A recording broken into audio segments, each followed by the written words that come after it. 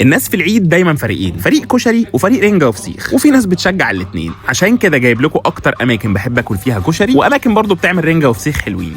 كشري ده لوكس ولا سوبر؟ واول الاماكن دي هو كشري ابو طارق. في ناس شايفينه ان هو اوفر ريتد وناس تانية بيحبوه. انا عن نفسي بحبه عشان الكشري عندهم جميل والصلصه بتاعته ليها طعم مميز قوي. اما تاني مكان فهو كشري الخديوي، المكان اللي عنده سر الصنعه من زمان. الكشري بتاع الخديوي فعلا طعمه مختلف، ده غير كمان انه من احلى الاماكن اللي بتعمل طواجن لحمه. اما بقى تالت مكان فهو كشري التحرير، وده بقى الكشري بتاعهم مختلف تماما سواء من حيث الشكل او الطعم او الهيجين. يعني تحس كده انك دخلت مستشفى مش محل كشري. حتى شكل طبق الكشري بتاعهم مختلف عن اي مكان تاني ويفتح النفس قوي على الاكل. بالنسبه بقى لعشاق الفسيخ والرنجه فممكن ارشح لهم مكانين، ابو هنا بتاع الدرب الاحمر، وده بيقدم رنجه وفسيخ بكل الاشكال والالوان، اسعارهم حلوه واكلهم احلى. اما المكان التاني فهو بطروخ مصر، وده بقى ليه فرعين، واحد في شبرا مصر والتاني في الحدايق، وده من انضف الاماكن اللي بتقدم رنجه وفسيخ واسعارهم برده كويس. انتوا كمان قولوا لي كان وحشكم الكشري اكتر ولا الرنجه ولا الاثنين، وقولوا لي بتحبوا تاكلوهم دايما منين.